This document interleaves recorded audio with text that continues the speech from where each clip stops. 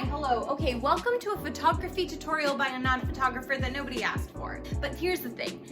Everyone has a smartphone in their pocket. You're gonna see me today shooting on a Sony a5000. I literally walked into Henry's, the camera store, and said, what is the most simplest intro to photography basic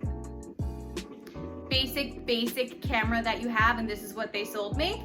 But you can just do this with your iPhone, okay? The thing I want you to take away today, if you take away nothing else, is that you can do this. And you don't need a fancy camera to shoot, and you don't need a fancy setup to shoot. It is 10 after 6 p.m. and I just finished running through the same coffee and filter that we drank from this afternoon so that I could have coffee ready as a prop. Rule number 1, you don't need to spend money. Just work with what you have. There you go, rule number 1. We already learned something today.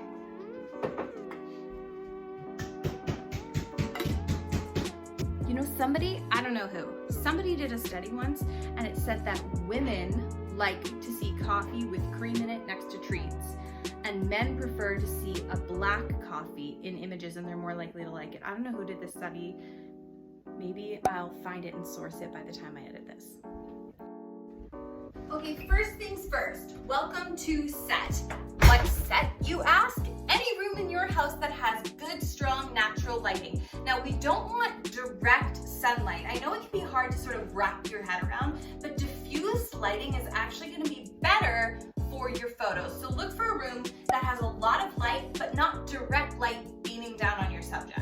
Okay, this is my set. This wood was literally left over from this construction job. I spotted the carpet. I thought if I need texture, that will work. And then I've set up myself a little bit of a sort of flat lay situation here using spare wood, and then leaned that up so that it would be the backdrop. So if anything gets caught, if we can see any of that wall, we're gonna get that spruce look in there too. Okay, so today we're gonna be shooting these celebration cookies, literally my favorite cookie. It's basically a cracker with a big hunk of milk chocolate on it, and coffee, as mentioned, left over from this morning. So now that we're set up in a space with diffused lighting and we've got a nice bottom drop and backdrop, yeah, we're gonna go with bottom drop. The next thing to do is decide what we're gonna be taking a picture of. Now, my friend and photographer Ryan Dillon told me this once, and it sounds so simple, but I love this tip. Decide what you're taking a picture of, because it should be the main focus. In many cases, it should fill the frame. And if you just jump in blind and then go toward what you like, that can sometimes work, but it's gonna take you way more time.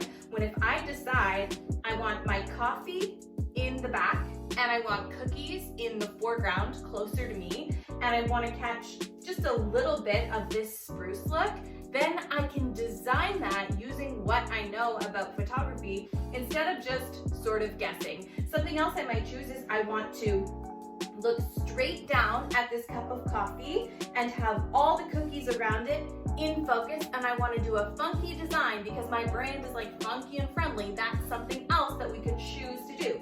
But the first thing is to have a vision and decide what you're taking a picture of and then go for it.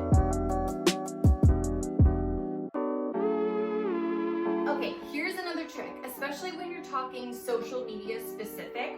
We really want to make the most of our time spent shooting something. So how do we do that? As soon as you know you have the shot or you think you have the shot, just move on and design something else. It's not worth spending so much time getting the perfect shot when you post your photo, it's going to be alive for like 2-3 days maximum. So just once you think you've got it, move on. Another thing is one of the ways that we can get multiple pictures for social media is to start wide, then get closer and closer and closer. So my wide shot might be this funky design, but then maybe I go in and I get a close-up just on this cookie. Next Tuesday, I can post that cookie and nobody's gonna realize it was from the same shoot because I spread out my photos. But meanwhile, in the span of 30 seconds, I've gotten 2 beautiful pieces of social media content.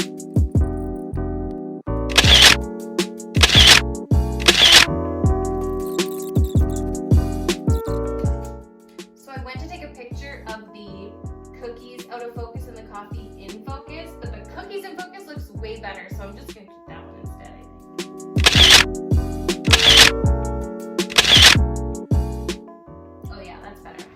So you'll also notice that I got way down, so I'm like within eye line. Never use that zoom feature. I learned that one from Catherine Fogler. Check her out at Catherine Fogler Photography. Always move your feet, move your body, test different angles before you go to use zoom, because it's gonna lower the quality of your photos. Just climb around, get up close and personal with your subject, and see if you can find the shot just by like bending. I know it's not glamorous, but this is what photographers are doing. This is what we look like. I hope this helps take some of the pressure off of shooting photos, especially product photos for social media. The thing is, we just need to get out there. We just need to try. Half the photos that you are seeing on social media are probably shot on an iPhone with someone who just has a little bit of background knowledge on how photography works and how to make things look good. Actually, user-generated content, so photos brought in by your followers who send them in to you as a brand and then you post them. Those are huge on social media right now. Some of the biggest brands out there are using iPhone photography and photography shot by their customers because it just makes us feel like it's more authentic, and it's imperfect, and imperfect is queen right now. So here are the tips I mentioned. Here they are on the screen again. Just go out there and try. Here's one last tidbit for you to take away. I was talking to a student of mine in Instagram Your Magic Marketing Machine the other day, and she was getting really held up when it came to taking photos, and she was really nervous just to dive in and start. So I said, take a picture of something disgusting near you. Let's both do it. Let's look at something really ugly and try and make it pretty. Like, I chose a dust ball in my house. Just choose something ugly, take the pressure off, and try and take a beautiful photo of that ugly thing just to get started. Like anything with photography, the more you practice it, the more you get out there and try, the more you shoot, the more excellent photos that you will create. As always, grab your copy of the Instagram Mastery Manual at the link in my bio or in the caption if you're watching this on YouTube. Get out there and shoot some stuff. Bye.